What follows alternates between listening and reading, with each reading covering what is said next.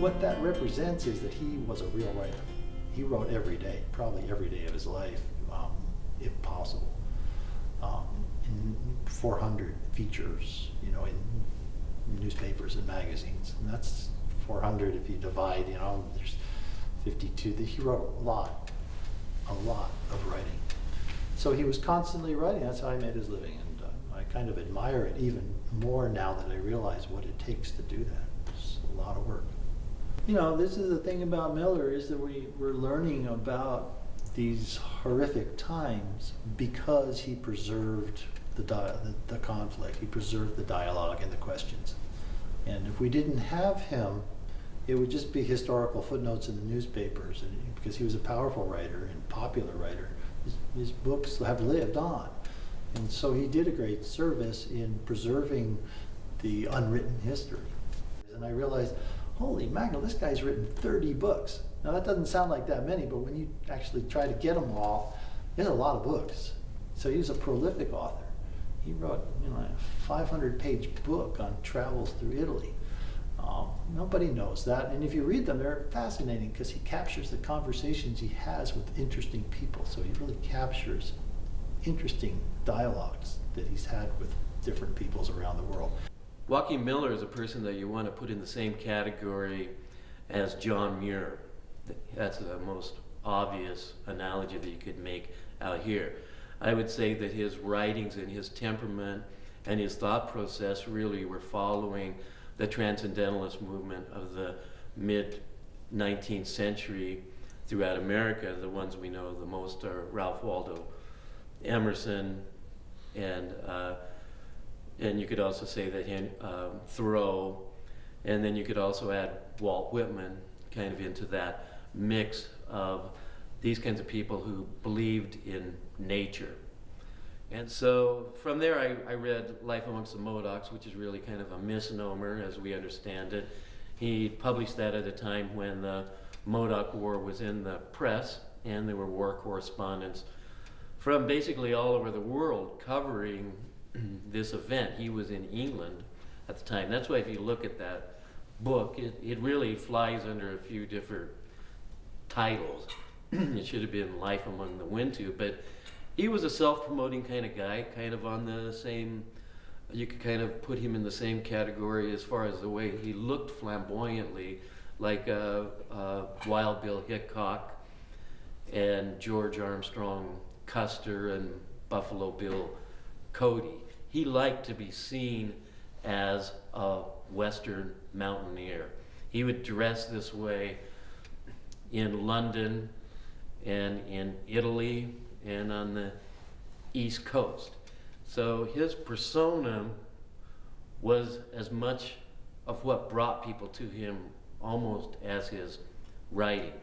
You know, Buffalo Bill Cody and lots of people like that grandstanded a huge amount to a public that was hungry for that sense of adventure and the decorum and the boldness of the people and all that kind of stuff. And he was one of many people who was a virulent self-promoter. But what it did was bring attention to us, to this area, and to the beauty of it and its existence. And of course, Shasta Springs and other places began to accommodate an ever-growing tourist burden because, well, this is the land of Joaquin Miller. This is what he wrote about. And, oh, this is the place where that happened, and so on. So I think he did help us a lot in that respect. You know, the mountains, I love the mountains. I love them. I love the trees. I love the snow. I love the weather. I like the four seasons here. All those things, you know, Miller talks about them. That's one reason a lot of people resonate with Joaquin Miller. It's because he describes the snowfall. He describes some of these snowfalls where the snow just comes and settles down and covers everything without wind, without sound, just steadily builds up. I mean, he captures that in his wording, and better than anybody I've ever read. And those are things Miller talks about that apply just to this area. It really doesn't, it's not true in Redding, it's not true in Ashland, it's not true out on the coast. It's only here that his descriptions fit perfectly. People can appreciate them from the outside, but if you live here, you doubly appreciate that he's captured something that seems really unique to this mountain and its outlying areas. Joaquin Miller was somebody who very early on expressed these ideas about stewardship and care of the environment and care of our natural resources in an area, recognizing that there's only one environment here, and our lives are impacted when we impact the environment. And so those ideas in the 1850s are things that still resonate very much today. But there weren't a lot of people who had that forethought and foresight at that time. He was criticized considerably here in the United States when he was doing his writing, and he had to kind of leave for London because the Indians would kill him, or the white people would kill him, because at one time he fought with the Indians, another time he fought with the white people. Kind of made it dangerous for him. But I think what he wrote in his books about the Indians, the Shasta Indians here, was the most correct of any I've ever read. Again, killing people and then coming back and having to live a normal life is really hard for everyone, and it's a very contemporary concern. So that conflict is part of all of his writing. If you can read between the lines, you can see that he's kind of trying to work it out, trying to work out an understanding. Maybe even in a sense, everything he wrote is a trying to work out this tremendous conflict that's going on underneath.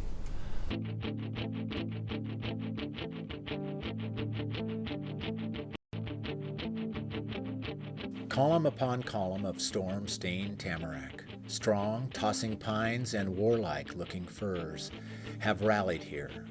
They stand with their backs against this mountain, frowning down, dark-browed, and confronting the face of the Saxon. They defy the advance of civilization into their ranks. So the forests that surround Mount Shasta, and particularly on the western slope, have only been there for a maximum period of 9,000 years. And we have to assume that periodically they are completely removed from the landscape, or at least seriously disturbed by volcanic activity and other processes on Mount Shasta. These processes can completely rewrite the slate on Shasta with respect to vegetation, but they also bring a bunch of other very valuable attributes or values that we associate with the Mount Shasta area. One of them is the productive soils, which really are the reason the forests are there in the first place and have a chance to grow so stately and tall, as alluded to by Joaquin Miller in some of his earlier quotes. When you read some of the really early accounts from people like Sisson, who lived and settled the area, he talks about leading parties to the summit of Mount Shasta. He says that there's an overstory of fir, cedar, and pine, which tells me that maybe there was some sort of a combination or a hybrid of vegetation types out there.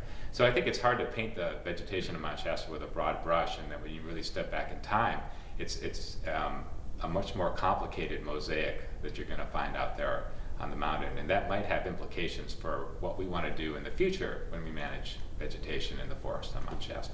I'm glad to be living here in modern times, even though there's a lot that's probably was so spectacular then that is the forests were all really vital then. We're living in second, third, fourth generation forests here. So in some ways, and back then there was, I think, still salmon in the McCloud River, and it was much more vital. But it's still vital here and great, and I love it. If I could, I'd like to just say I don't think the timber companies are the ones that have really just destroyed. It's all of us. We all live in wood frame houses. We all like furniture. We've utilized this resource and we've mismanaged it. I can understand where the environmentalists, I shouldn't say environmentalists, I should say preservationists, had a problem with logging at one time or another in life. I saw some bad logging jobs myself. I saw where a guy would have for no reason at all, take a skid of logs right down through a grove of trees and take all the trees down. I mean, this happened, and I saw it firsthand. But in later years, the logging practice became very restricted, and they did a heck of a lot better jobs of doing the logging than they did in the early days.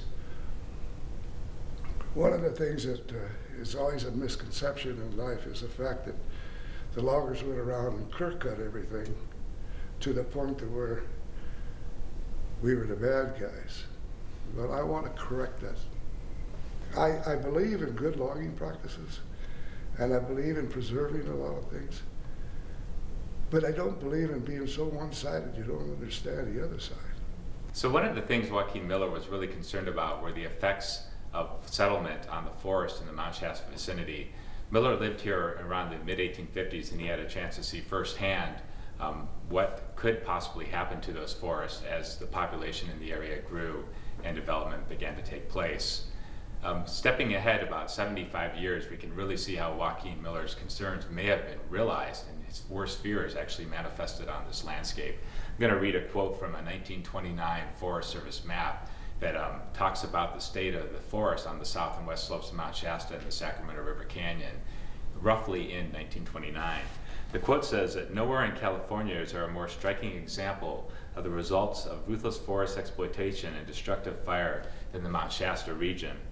The Sacramento Canyon and the south and west slopes of Mount Shasta, which once bore one of the finest stands in Northern California, stand today as mute evidence of human carelessness and lack of foresight. So from that quote, it would seem that maybe the forests that Joaquin Miller alluded to in his earlier quote are gone. However, when we drive down the Sacramento River Canyon today and even drive through the Mount Shasta area, my impression isn't of an area that is largely deforested, but of one of a fairly continuous forest, particularly down in the canyon regions. So I think that's a testimony to the resiliency of the forest in the Mount Shasta area. Oh, this area was so amazing. If you look at the size of the trees, this is the sugar pine conifer forest in the region of Shasta Trinity National Forest was considered the largest in the world. And there are enough photographs of cut trees to affirm this. There are many accounts of the way that this land was managed both by nature and by the tribes, was that you could go by buckboard wagon from Pioneer down here by Azalea Road to McLeod without a road. Because the kind of overstory of the conifer forest was so perfect that there was no understory, and you could just go with your buckboard and your team of horses to McLeod and just pick your way beneath these huge trees. I dream about and envision the way the forest used to be before we began serious timber harvesting, and partially my heart breaks to think of how amazing those trees were and how spacious the forest was, and in a sense I feel like almost robbed of this natural heritage that I feel like is my birthright as a human living on Earth. And then in another sense I feel completely humbled and amazed by how forgiving and resilient Mother Nature really is. When Joaquin Miller came to California during the gold rush, water was a very important aspect of California. It was dammed and ditched and run into the hydraulic monitors, which took down the mountains and revealed the gold. And so water's a very, very important resource dating back to when Joaquin was here, which was, at least some of the early European and American settlements. Since then, water's played a key role and continued to play a key role in California's development. Actually, the massive dredging and the monitors were in effect, I believe, up until the 1920s when laws finally outlawed them. Hydraulic mining in California had a huge impact on both the rivers and the landscape and the native people who lived here. They basically took water and diverted it from rivers and streams for many, many miles. For instance, there's a ditch or several ditches up in the Trinity Alps that are in the middle of the wilderness that were dug by Chinese way back when. So they diverted the water many miles. It had a lot of hydraulic pressure, and they ran it into these hydraulic cannons that had a fairly small orifice on them, which meant there was a huge amount of velocity to literally take down mountains. And so you've seen pictures perhaps of some of these areas where There are banks that are hundreds of feet high that they've eroded. All of that sediment went back into the rivers. In many cases, the large gravel and boulders that were left changed the course of rivers. And to this day, we still see many dredger tailings, particularly along rivers like the Trinity River or the Klamath River. Also, in addition to the sediment, well, it filled in the pools, and in some cases, I'm sure it actually killed fish because their gills became so abraded with the fine sediment. In addition to the sediment and the gravels that were added to the aquatic system, the miners also used a huge amount of mercury. And to this day, we have a legacy of mercury in sediments in all the major rivers in California that had mining in them. In many cases, there are health warnings not to eat too many fish from certain reservoirs that have mercury in them. Mining by now was totally full blown by 1854. And the rivers, all three of the rivers that he's associated with, the Pitt, the McCloud, and the Upper Sacramento River, were decimated, not so much from gold in those tributaries, but through the whole system, primarily the Feather, the Yuba, these streams down further in the valley. And the salmon were not coming up. So the Wintu on the Upper Sac, and the Winnemem Wintu on the McCloud, and the Achamawi on the Pitt River drainage, we're all suffering by then. Joaquin Miller talks about the silting of the rivers, the choking off of the fish. You know, for the Northern California tribes, most of them, the Wintu, the Shasta, not so much the Pitt River, they relied, their basic protein, their basic food source was fish and acorns and deer meat. So we're talking about, you know, a basic food source being wiped out because of hydraulic mining or because of dredge mining. So I think it was pretty devastating, because how could you live in your original or aboriginal lifeway when your primary food source, one of them, was taken away?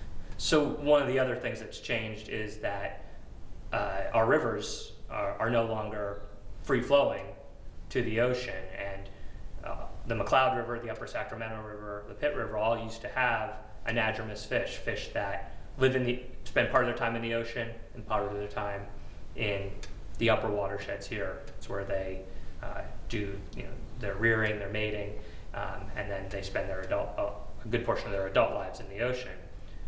Now that we have dams in these systems, the biggest being Shasta Dam, but also other dams on the McCloud River and the Pitt River, and the Sacramento here at Lake Siskiyou, that has impacted the ability of fish, these anadromous fish, to move into the upper watersheds. And that's a lot of their breeding habitat, and so we no longer have a lot of the native fish in this area. Some still exist in lower parts of the Sacramento River, and other fish no longer exist in California, like the bull trout, for instance. Well, the water is the lifeblood of planet Earth. I see rivers as the veins, and when I first got to Mount Shasta, I could not believe that there was still a place in the United States where you could drink the water straight from the earth. And ever since I began drinking the water straight from the earth, I don't know how I'm going to leave, because I love it so much. It feels like the way it's meant to be, the way it used to be. Because water is becoming so much more precious, I mean pristine and clean, fresh, cold, gravity-fed, beautiful water is becoming such more of a commodity. It's dwindling in supply, and so I feel like the commercialization or the privatization of a critical common resource like water is a very short-sighted way to benefit the few at the expense of the many. A great deal of gold is rather to be avoided than sought after. Every day I look around and see how many thousands there are who have gold and nothing else.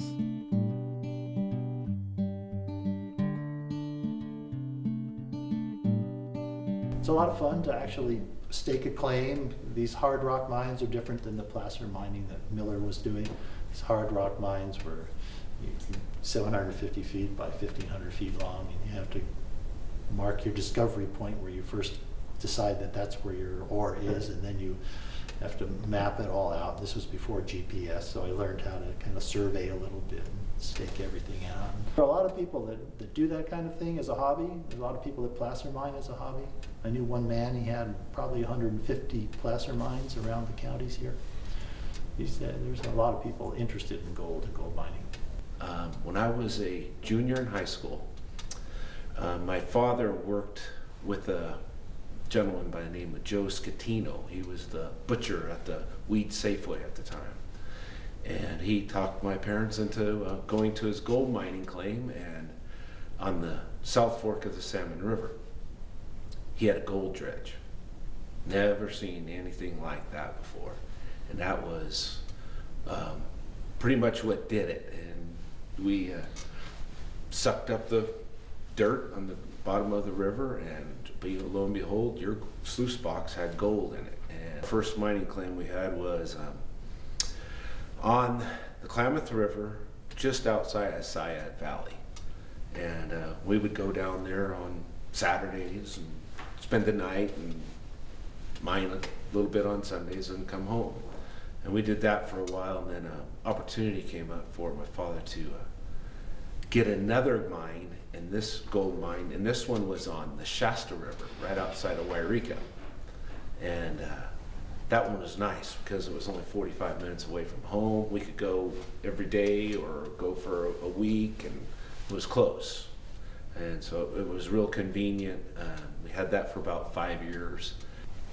What do you do with your gold? Everybody asks me, what do you do? Gold's up to $1,600 an ounce. What do you do with your gold? Well, any real gold, recreational gold miner will tell you, they don't turn their gold in, because once you do, it's gone. And once it's gone, what do you do with the money? You spend it. They, the Native Americans, do not smite the mountain rocks for gold, nor fell the pines, nor roil up the waters and ruin them for the fishermen. All this magnificent forest is their estate. They preserve the forests, for it is the park for their deer. When white man settled in this area, we kind of began trapping beavers, and then we went into mining gold, which led into felling trees, and now we're essentially mining water. And I think there's been a psychology has been established here that doesn't really see how we can steward the environment and benefit economically. But I think that's a fallacy that we have the opportunity now to reverse. And so the way I see that happening is by using our resources as attractors rather than exports. Being in an area where you have the combination of the Klamath Mountains, the southern end of the Cascades, and then the Modoc Plateau you add on the other side.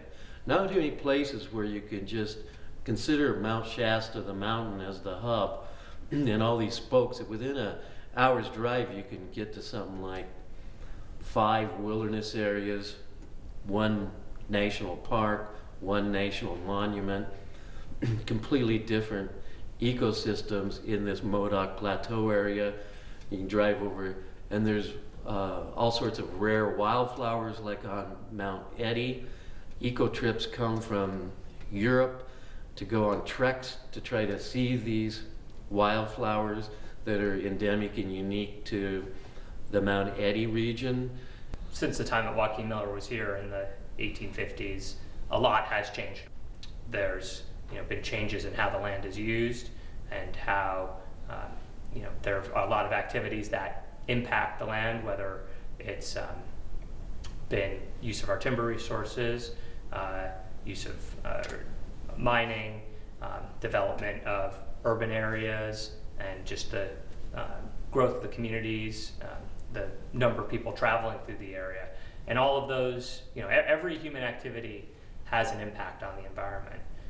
People don't recognize or realize what their impact, just whether it be footprints through a meadow, like up at Panther Meadow or Upper Panther Meadow, how the efforts to preserve is really an effort to educate, but people think that their freedoms and their entitlements come first, and it oftentimes it no longer can be that way.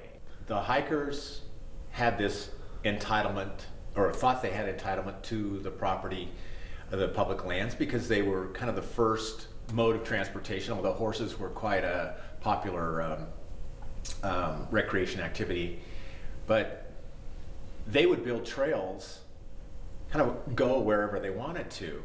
And we had to, in my career, start to rein the public in because where certain trails, where they went, they weren't built to any kind of standard, and they could get into a drainage that became very erosive based on the heavy rains that we had. So you'd have huge washouts because there was no consideration about trail standards and slope and sensitive habitat. But we are currently working on a project on privately owned land owned by one of the timber companies here. And this is Roseburg. And they've invited us to create a multi-use trail on their property that will go from Snowman's Hill to the city of Dunsmuir. And that will be a significant add to the trails in this area. And another example of multi-use trails, mountain bikers, hikers, and probably some equestrians.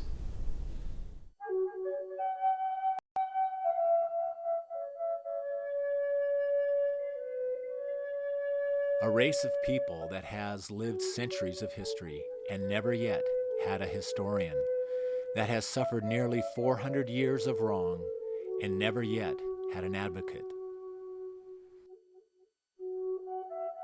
Miller mentions in his stories that what did they do in those long nights? No light, nothing to do. Oh, they had a lot to do. They told their stories. They had to be memorized. There was a historian that kept the family records, and he could repeat them for centuries, way back. They had to learn those. They were our historians, but it was all in their mind. And then they drew maps of the whole country. And Joaquin Miller said they could draw the maps out in sand or in the dirt in there and teach them. They knew every ridge, every stream. He said the Willamette Valley was dripped. Everything there, everything was perfect, absolutely perfect. The lifestyle of the Indians here, especially in right here at Mount Shasta or in Shasta country, Indian country, they had the huge plank houses. They were immense, 50, 60 feet long, really high. Many families could live in those. Each village site had at least one of those or two of those. And then there were the smaller plank houses around about that. And when Peter Skeen Ogden got here in 1836 and 37, every one of those had already been burned. Some of those had already been burned from contact. Or when the other settlers got here, they'd all been already destroyed. And there's already some problems going on. And so much of our history was lost. That's why I got into researching so much. Did you realize that we as settlers have come in and we feel like we've been given the land, by the government and it's ours, but it really wasn't ours to take. And so there's a certain perspective there, is from the Native American perspective, because Miller's, as you read more of his work, there's passages where he inadvertently starts speaking into language, the Indian language, to people in Italy. And it's like he can't help himself because he feels this affinity for some peoples that reminds him of his time back here in Mount Shasta. And you realize here's a man who spoke Wintu, that spoke with the Indians. He understood their life and their thoughts. And there wasn't anybody else that I've ever heard of that really did that, not on a daily basis for quite some time. So Miller gave me that kind of other side of the story and made me appreciate what we have. And the fact that this whole country is built on taking rather than giving is startling to me. It's not something we're not taught in school. And that just that reality, I think, is an important part. You can't have the good without the bad, so to speak. You kind of got to see the whole picture as to really where we came from. I think Joaquin Miller was writing because he was seeing a vanishing culture, and in a sense the culture that was vanishing in terms of a lifeway, but not in terms of their longevity. They're still around. So Florence Jones was the shaman that I knew. She passed away in 2003, and her mother was Jenny and Bill Curl, and then Jenny's mother was Judy Curl, a long line of shamans or Indian doctors, all the way back to War Rototot, who, you know, Joaquin Miller was writing in he met him in probably 1855 when he was living with the native people along the McCloud River, along Squaw Valley Creek. Well, most people don't realize how huge Shasta Nation was. It was huge, area, and many people, many village sites and sacred sites that we try to protect today. Essentially every corner of the McCloud River where there was a flat, there was a Indian village. Well, this density of population is the highest known of in California for inland cultures. The only other cultures that could be close to that as far as population would be like the Yurok, Karuk, and Hoopa on the Klamath, because it's such a huge drainage. What Joaquin Miller found on the primordial McCloud or the Upper Sac was a world of old growth timber, land with grizzly bears, elk, and wolves, and just a totally primordial place. By the 1870s, his full-blown idea was to create a national park in this area, which was to have as its wardens the local tribe would be the wardens, and then no one could come in here without an agreement with them, that this was not to be populated and settled.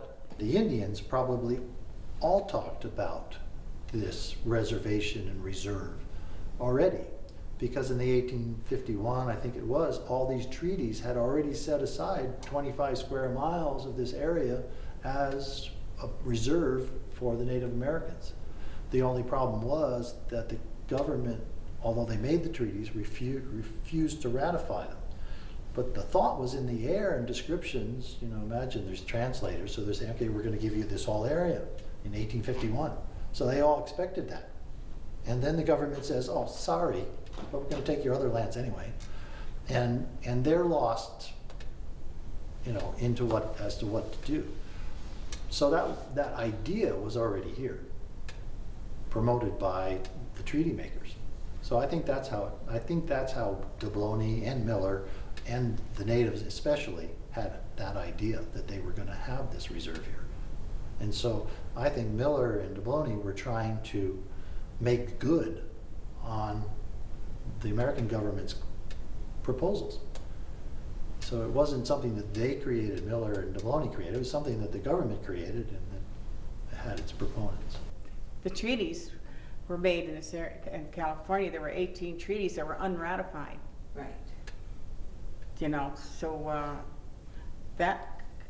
and then they were driven out, killed or driven out, and there it sat, and then the Indians were just pushed aside, or few that remained were stuck on little rancherias here and there, and then a lot of ours, 100 of our people were marched from Fort Jones to the Grand Ronde Reservation in Oregon, and so, the only ones that got left were the women that were taken by a white miner. And she was living in East Cabin up this creek, up that gulch. That's where I descend from, one of those couples. And so wasn't much they could do about anything. It was just, the Shastas were hit really hard. I mean, all of the tribes in Northern California were affected by the Hudson Bay Company, the fur trappers. Not so much because, you know, there was volumes of presence of men swarming over their territory, but because they brought disease, and that was documented, malaria. I have some really good drawings of H.D. Brown right around 1850. Right, he was drawing Indian villages and describing, you know, just bleached bones of Indians in 18. I think his drawings were sometime in the 1850s, that was the beginning of the end for a lot of the tribes. Just the pure disease, not so much the number of people. What I see is miners, you know, especially in Betty Hall's area, coming, you know, up through the canyon and really totally disrupting the Shasta way of life. The thing that people don't realize is the McCloud River and the Pitt Rivers were more isolated. They didn't have gold rushes. There was a small mini gold rush on Hazel Creek and Soda Creek. It lasted for a year. And yes, it did, destroy the rivers, the silt, and filled the rivers with silt. But those descriptions really took place north. In a way, the Wintu and the Pitt River and, you know, maybe even the Modoc had a couple, maybe 10 years, 20 years, where their villages were still in existence. They were sheltered because of mountainous terrain.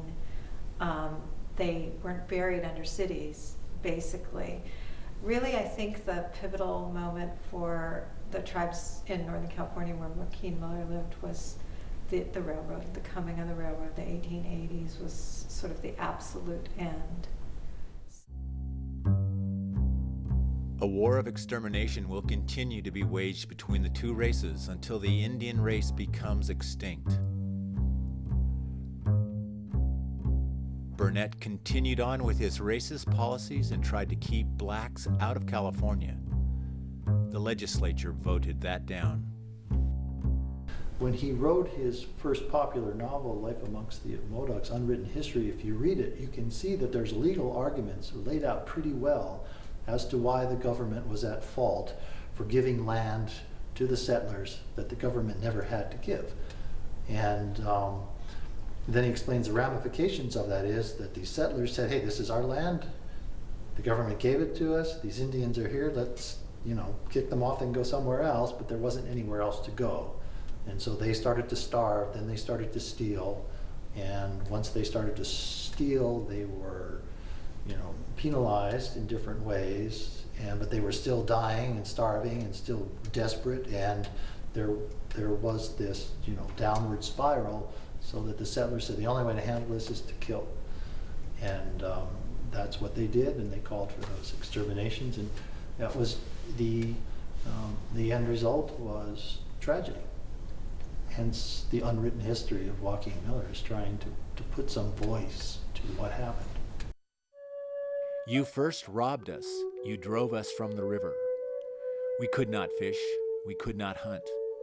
We were hungry and took your provisions to eat. My boys did not kill you. They could have killed you 100 times, but they only took things to eat. The clash of culture certainly, the newspapers, the Wairika newspapers early on were really, if there was some thought about Indians stealing a cow or some livestock, immediately, the newspapers reacted to that, and the white miners and others, vigilantes, people call them vigilantes today, would go and try to attack the Indian villages. I don't know, how the Indians, it might be a myth that the Indians were fully giving their food, like the Columbus, here you can have our corn and we're going to make you a big meal. I don't really know much about that. But in terms of the white reaction to any perceived mishap was immediately to go and attack. So the Battle of Castle Craigs was about that. There was an 1853 or 54 little battle or war against the Squaw Valley Creek Indians right where Joaquin Miller lived, right near his cabin. after the, Joaquin Miller does mention massacres. Yes, there was one, and I've been extremely criticized for making that statement. But we have proof. And I've done the enrollment for the entire tribe. There were only 30 Shasta women survived that era and 5 Shasta couples. That's it. We descend from them today. We have 1,800 people on our roll. They were, sent to boarding schools to, try to adopt Americanized ways. They weren't allowed to speak their language. So that they were dealing with many blows. And to me, there's still, people, Native people who, despite all those blows, exist and persist, and, they perform ceremonies that are linked to their creation, to their life ways. Amazing, really quite amazing. Very small numbers, but still here. All the tribes around Mount Shasta have either creation myths or very important stories, telling stories about Mount Shasta. So I came in 92, just after a very significant analysis had been completed about the significance of the entire mountain, actually, but certainly certain parts of it especially, have to the Native peoples throughout the region. And it resulted in a designation on the mountain that, for very good reasons, required us to analyze the impact of our prospective ski area on the cultural history and the cultural identity of the many Native peoples in the region. A ski area is not something that we can easily mitigate the impacts of when this area is so identified with the natives' very nature. Their very identity is connected to the mountain. So we ultimately decided to rescind the special use permit that had already been issued to a person who put years and much funding into this proposal. We did it for 2 reasons. One was the impacts I was just describing, that we could not do so without having what was an obvious adverse impact on the significance of this mountain to the Native peoples. And also, yes, it's sacred to the tribes, but it's also a very special place for most people who've ever visited here. Mount Shasta was before me. For the first time, I now looked upon the mountain, in whose shadows so many tragedies were to be enacted. But in the one quote that Joaquin talks about was our legacy regarding the Indians. And I can't quote it to you, but it starts off, the dreadful history creating so dreadfully fast, basically city built on top of tribes' bones and these kind of things. And we may be able to think we're going to, hide it and forget it, but, let these words forever, be read to, and he was, basically advertising and want people to realize that, we did some bad things. And he doesn't want even himself to forget, because it's something that he's not proud of, even with his time with the Indians and being injured with them and fighting with them. And so, that kind of thing, I think makes you think and ponder about what am I leaving behind? Is it something worthy and something to be proud of, or is there something to be ashamed of? Human beings are intended to live in a harmonious way with the natural world. And part of my mission, journey, life path is to restore our symbiotic status with planet Earth. And so when I read that quote, it really brought up for me how the Native Americans really did live in a mutually beneficial fashion with the natural world. And they seemed to flourish and prosper for a long period of time living in that way.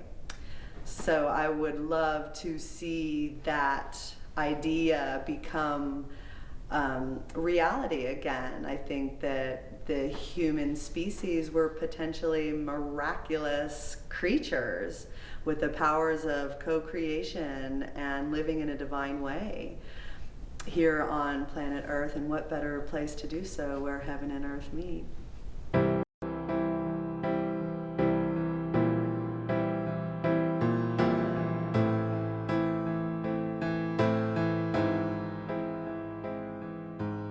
I think Joaquin Miller, his quote, he does so well. You know, as alone as God and white as a winter moon. It's just all of a sudden you know what he's talking about. It's got that complete otherworldliness that inspires so many people. Well, the story that comes to mind is the first page of the first chapter of Life Amongst the Modocs. And you know, the very first paragraph is the quote that's on a building in Mount Shasta, and it's pretty neat about Mount Shasta and seeing that for the first time. And you know, I've had those thoughts over the years, you know, as I've grown up. And can you imagine, you know, being a settler coming west and seeing some of this stuff for the first time? There are people come to Mount Shasta, come to the mountain for a whole myriad number of reasons. I mean, I said I have a lot of New Age friends or other friends who come here, and you know, they're talking about the power and the energy and the mystical powers of the mountain. And I go, well, no, that mountain is just a big pile of rock. I mean, that's all it is.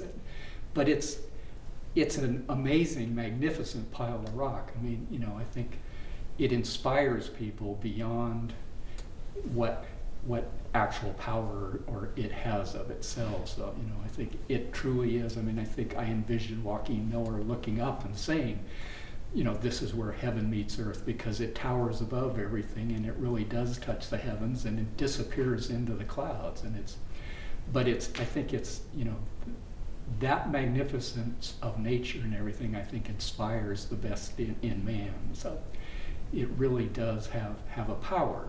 You sent me these quotes from Joaquin Miller, and one of his quotes was where heaven touches earth, and that's what I've always said, is if there's any place there's going to be heaven on earth, it's right here in Mount Shasta. So you can walk out your back door basically, and you're in paradise, where people travel hundreds of miles to get here to enjoy what we have just every day. First moved here, I went to a yard sale on one of the ranches over here on the other side of Old Stage Road, real close to here.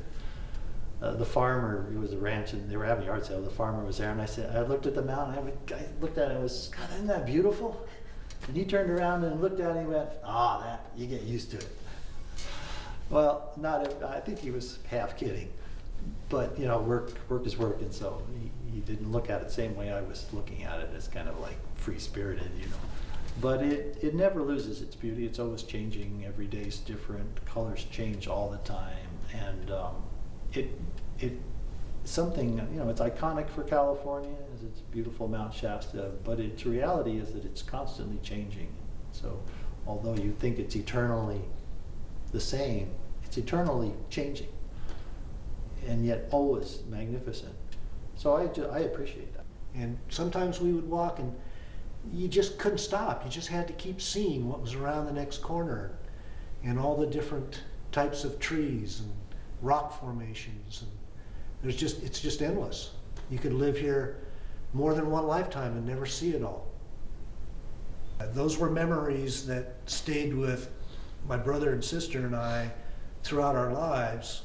And like a magnet, we were all drawn to be here. And I was the only one fortunate enough to figure out how to move here and start a business. So that's how it was, just always in our spirit to want to live here and explore. I myself, when I was 14, I think 14 or 15, I climbed Mount Shasta. We stayed the night at Lake Helen, and that was probably the worst mistake we did. But anywho, and we got to the top and we sat there and, you know, did some self-reflection, and it was just, you know, on a clear day, you could see the coast. Still, it put in perspective how big the mountain is and those ridges when you're up there. And you can't fully appreciate the size of this thing until you're on it. I mean, those ridges that you see, those are almost like mountains when you're up on them. You know, when you're coming up the Hart section going towards the Red Banks. I mean, it's huge. It's really, really big up there. And even the Red Banks, and you don't really quite comprehend how steep it is until you see your brother between your legs, you know, climbing upwards. It was It was amazing. And it's not that simple of a trek. You take 5 steps, you rest 20 to catch your breath. I particularly love hiking the mountain. One of the things that I love about Mount Shasta is all the various aspects are extremely unique and quite different from one another. My favorite aspect, I have to say by far, is the Clear Creek route. It's extremely dramatic over there. You have Mud Creek Canyon, which is a deep chasm and plunges 2,000 feet. You have Mud Creek Falls. You're looking at the backside of Sargent's Ridge in all its ruggedness. The Conwakiton Glacier is visible. The Mud Creek Glacier is visible there. And it just really is a beautiful and relatively uncrowded aspect. Well, living so close with such access to nature really fuels my writing, because I can walk out the door and, as I said, go to Sisson Meadow, but I can also just go right up to Castle Lake or up on Mount Shasta. There's so many places to go, and you get out there and it just opens you. As an artist, as a creative person, probably as anybody, but for me as a creative person, I am taken away from the mundane, everyday things and put into this majesty of nature, which is in many ways indescribable. But as an artist, we try. So the crags was really a main focus for me as a photographic subject. When I first moved up here, there were many people who were documenting the mountain and photographing the mountain and doing quite a beautiful job of it. And as a result of that, I tended to point my camera toward the crags. I've always loved the crags for a number of reasons. One, the granite spires really speak to me, and the physical beauty, the lack of crowds, the ability to visit someplace completely new every time I go makes the crags a really desirable destination. And the natural beauty of the place affected my artwork a lot, and began to incorporate more and more grass and rocks and bent twigs and all kinds of things of that nature into my work, and then painted over those with either paints or chalks or pencils or added color. And the things that you see and experience in the course of just living here, the great beauty that is in every season, is a tremendous asset to a person who has any interest in creativity. And then even today, you can see the modern day traveler, the modern day settler, and I can see them because I live pretty close to the freeway, as we all do in this town. And then multiple people, whether it's at Abrams Lake or just right there on the freeway, they're pulling over to get these pictures of something they didn't expect to be there. Becoming, February 10th, 2011, Sisson Meadow. Water table is visibly high, glinting and icy, as winter sun shines on meadow grasses gone brown, laying down in the absence of snow. Wind on my back, sun in my face, due south, Castle Crags. The basket of Seven Lakes Basin opens, draws my gaze westward as I slowly begin to circumnavigate the horizon with my eyes, turning Mount Eddy, turning Black Butte, turning Mount Shasta, crescent moon, blue sky rising. You become what you love. Whisper of wetlands, distant jay.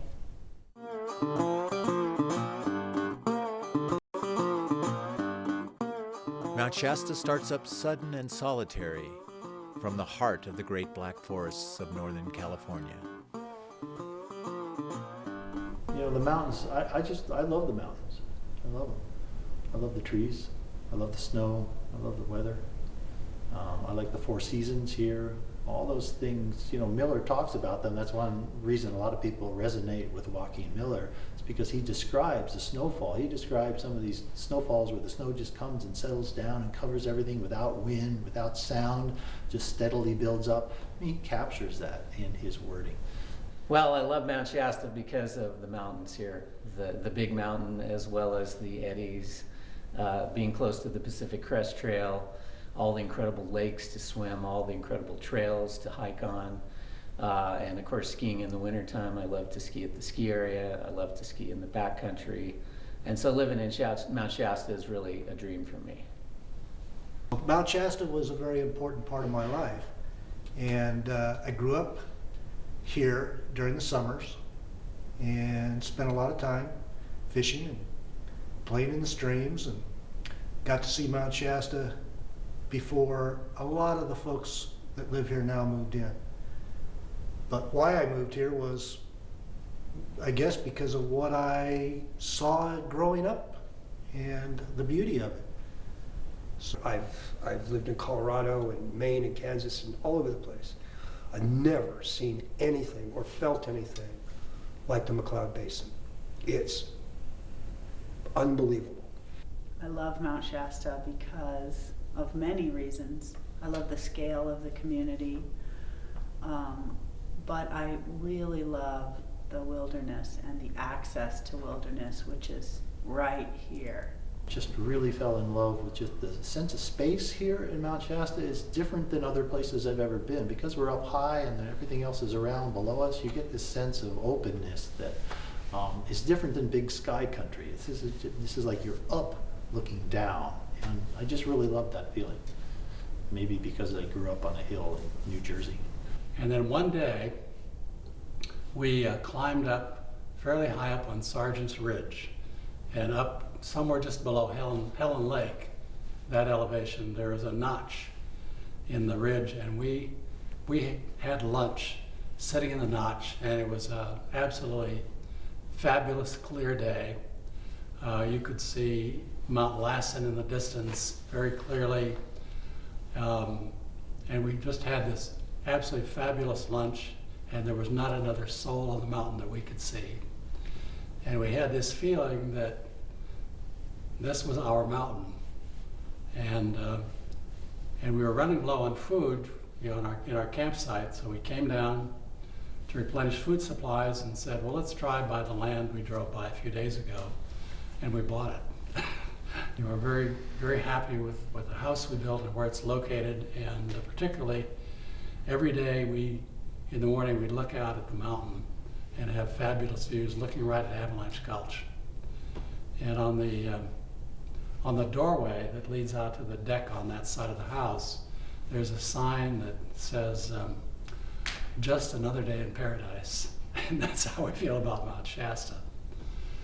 Mount Shasta was this wonderful draw of kind of a protected area in lots of respects, run by the Forest Service, the beautiful lakes, and the opportunities to kind of recreate. So coming up here, especially up at Castle Lake, it was like a place to refresh and appreciate almost untouched land. So we wound up over here through some references. People told us that we would like it here. And indeed we did. So we've stayed ever since then. And in the course of reading about the history of the area, of course it isn't long before you run into our buddy Joaquin Miller. And he appears to have come up here looking for adventure and became taken with beauty, which is exactly what happened to us. So we have pursued lots of adventures here, river rafting and mountain climbing, and my wife and I have both been to the summit of Mount Shasta a number of times, and skiing and snowshoeing and sledding and ice skating, and there's just a lot to do. And yeah, I don't think, generally speaking, that I don't believe that people who come here to stay came because they could make a lot of money. That really wasn't the issue to them. It's a super wonderful place to raise a family, to have kids. The people are really nice. So many things to do outdoors. So I think it's the diversity of, and also I would add the four seasons. I always really like, personally, living in an area where there's 4 seasons. That way, as my grandma used to say, you never really get tired of one of them. It's an area that I'd spent some time in before and had been really drawn to.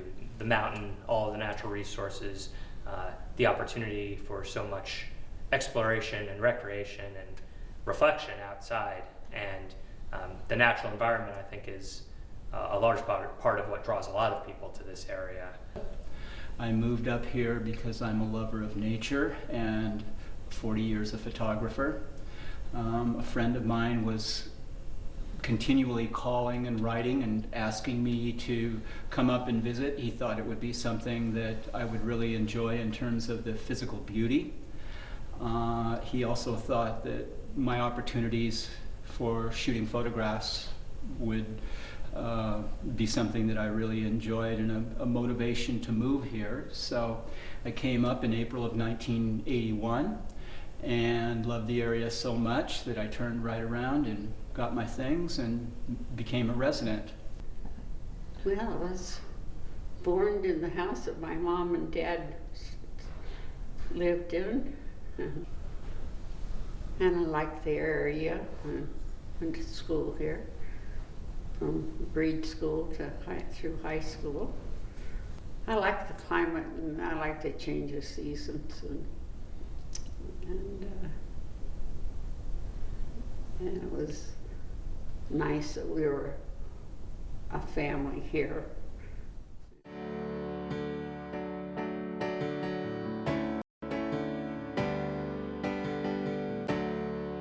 My mountains must be free. They hurl oppression back. They keep the boon of liberty.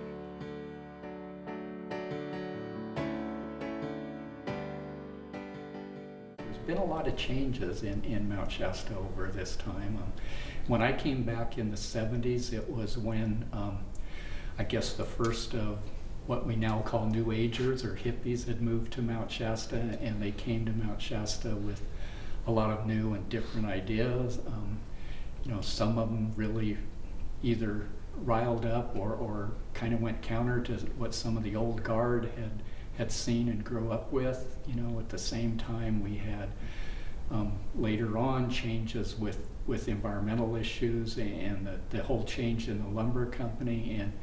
And during that time, the late 70s and 80s, there was a real division in town. I mean, I remember many of the issues we had over, you know, putting a new major destination ski area on the mountain, or building a prison in Siskiyou County, or just, you know, local economic issues. And it was really kind of sad to see the town kind of split right down the middle. I mean, it became where people you'd gone to school with or people you've been friends with your whole life all of a sudden divided themselves depending on which side of an issue you took. And it was really, you know, a sad time for Mount Shasta to see that kind of schism, to see the city kind of split apart. When I came to town, there were signs in the windows, hippie trade not solicited. And I went into a cafe downtown. I didn't have real long hair because I was just out of the military, and went into a cafe to have a sandwich or something, and they didn't like the way I looked, and they didn't wait on me. They never got off their chair. They just looked at me and turned around and started talking to each other until I got tired of sitting there and I left. So there was a pretty funny atmosphere like that, but I believe that we all pitched in and started working and contributing. We weren't freeloaders. We were, you know, doing our part. We just had to find a part to do.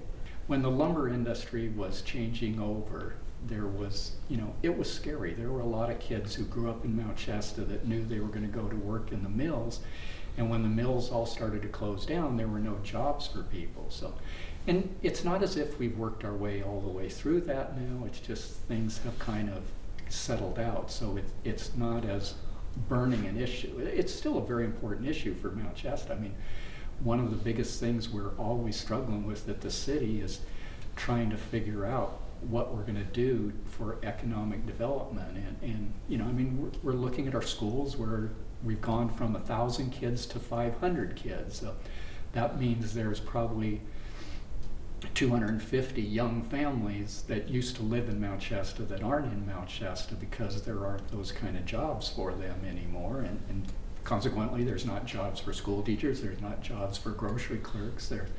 The whole area has kind of become a different area. And, you know, our focus now, at least in government in the city, has been on trying to do things to promote tourism, to try and get more tourists to come to Mount Shasta and quite naturally leave more money in Mount Shasta. So that's, you know, there's a big focus on bicycle tourism. That seems to be one of the things that we can kind of expand on. It takes care of the summer months and the spring months, so it's much different than the ski season, which is really a very short season around here. So it's a way for us to you know, expand our tourism to a year-round activity and hopefully keep our hotels full and keep people working. There's history all over here. It's been inhabited by the native people for a very, very long time. And of course, the mountain has been a drawing card for adventurers and naturalists and so forth for many, many years. I think the most significant thing I personally experienced was and got to help with actually, was the transition of turning Mount Shasta from a logging town into a tourist town. And that was done by seems like a pretty small number of people at the time. But we worked really, really hard, and we were able to convince many of the sort of old guard, stuck in the mud types that the economic benefits and many other benefits to being more than just a lumber-based town were huge. And as the sawmills closed and the logging trucks stopped driving down Main Street, and Main Street converted from mostly bars back in those days to other shops, turned out to be something where we got a huge amount of support for. And now, of course, we kind of assume that. But back in the day, it was an uphill, bare knuckle fight every step of the way to get that change to happen. So I think that spirit of giving and that vision of donating to the future was an important addition to the heritage of the city and its consciousness as a community. I'm glad I was able to be a part of that.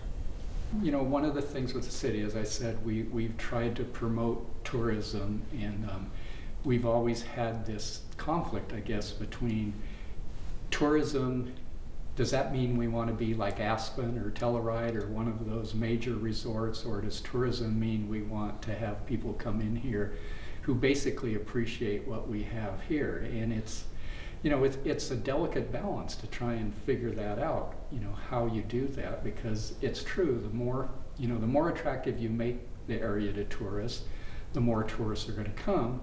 The more people you have, the greater impact they have on what makes this area so beautiful to begin with. So, you know, I know when I grew up here, there was no road to Bunny Flat or Panther Meadows. It was an old dirt Forest Service road that they built during the fires. And kind of the same thing with Castle Lake and most of the roads into the eddies. They were old roads. They were, you know, half of them were traveled on mule or horseback or stuff. So it wasn't easy getting up there, and you had to walk a long ways to get there.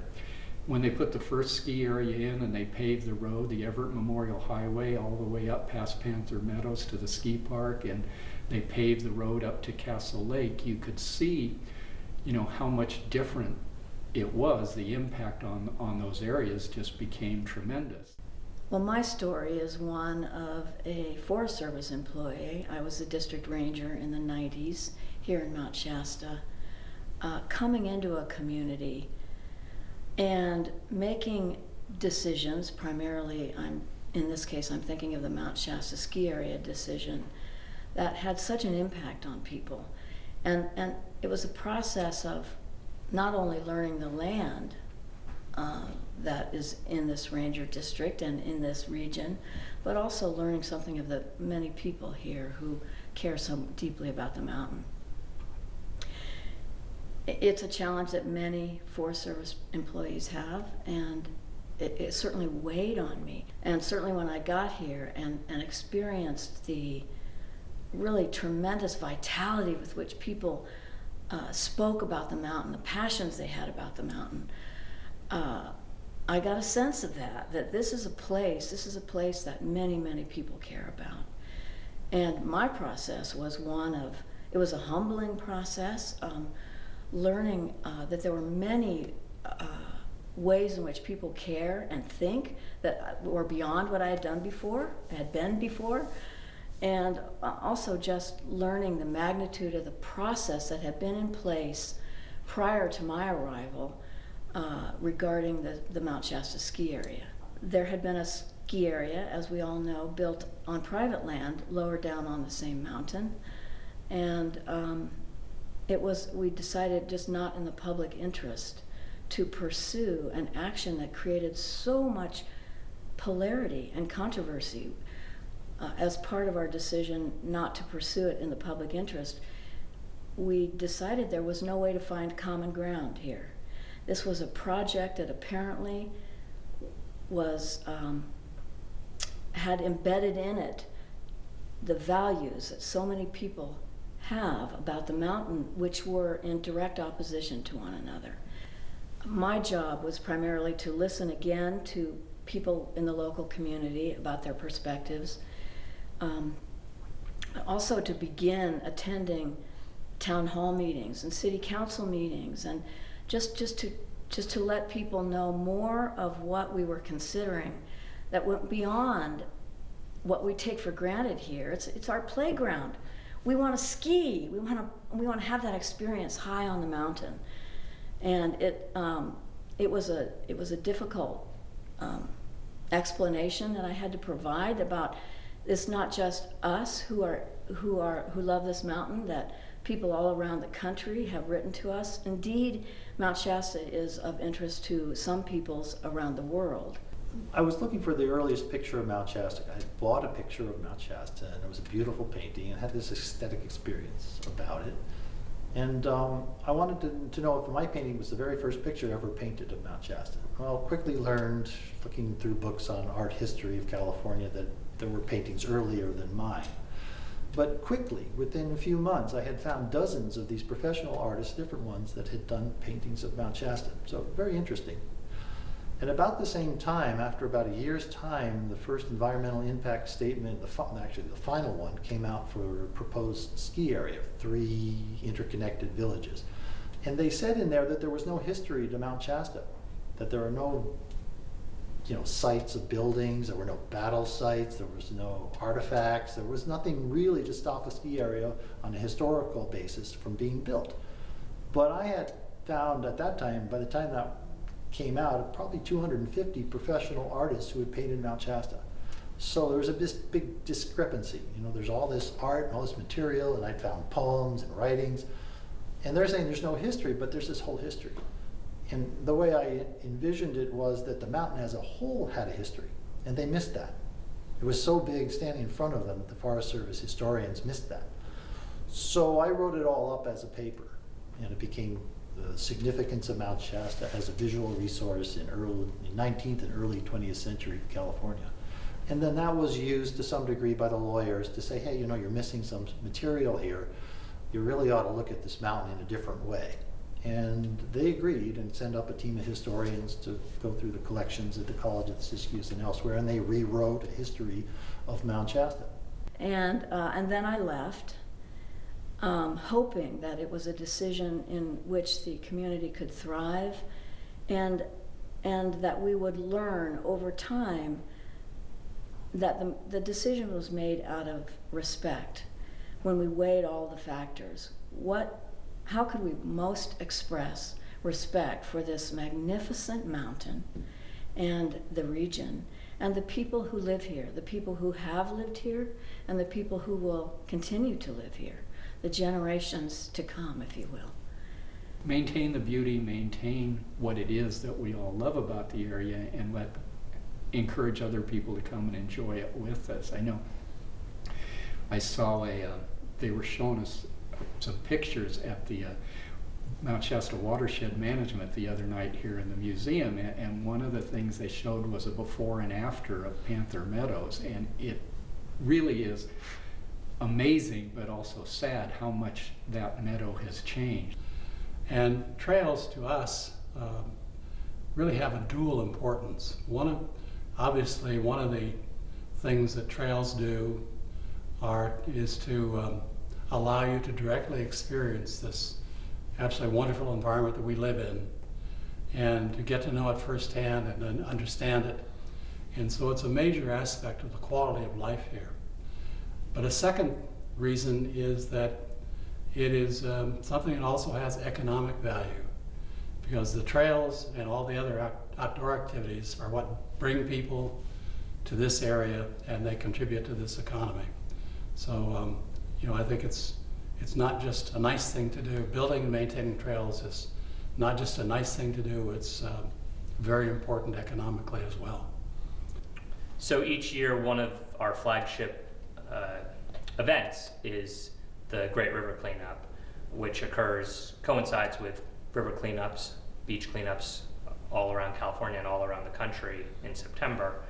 And that's something that River Exchange has been involved in since we were founded in the 90s. And it's a day that engages the community and engages all of the people in this area in getting out to clean up the watershed, clean up the river. And this focuses on the Upper Sacramento River. And we get folks out and pick up trash that is accumulated throughout the year all along the river. And it's also an opportunity to bring the community together, to educate people about how important the river is, how it's really tied in so intricately with our communities, with our way of life here. And so folks really turn out for that. There's a real understanding of the community is important for the river, and the river is important for the community. It's been good to see, though, over the course of the time that we've been doing this project, there's been less trash, and I think that's an increase in the awareness of people in the community of taking good care of the river, taking care of our resources, and of course there's always more we can be doing. But there's also, I think, an accumulation of our efforts and the efforts of other folks who are going out and picking up trash on their own throughout the year, and that's a really important thing to do. We should be taking care of our resources the whole year round. I think the other thing too would be how people helped each other. If you had a fence that was falling down, your neighbor would come over and help you fix it. Nobody discussed money, as it was trade, it was barter. My grandfather didn't have any money, but he had chickens. And he liked to have a steak once in a while, so he would trade chickens and eggs and vegetables for meat. And he would make cheese and he would make wine, and they all worked together, and money just wasn't part of the conversation. And my grandma Cohen, because she was from Luxembourg, and she didn't want people to think that she wasn't true to America, so even if her feet hurt her, she'd march in the parades and everything so that she was part of the town. Growing up, I think it has a lot to do with what you're taught. And, my grandfather went through an awful lot of discrimination when he was young in America, his new country, which to him, America it just doesn't get any better. And when he got here, he found that he had to cope and adapt with attitudes and the way that people treated people. And so he saw firsthand what discrimination was really all about. And my mother, well, she wasn't full Italian because my grandmother was English. And so she had both worlds to see. And so my grandmother and both my grandparents and my mother taught me about how to get along with people. It didn't matter what their race or color or religion was, because growing up we had two religions under one roof. The Catholic Church and the Methodists.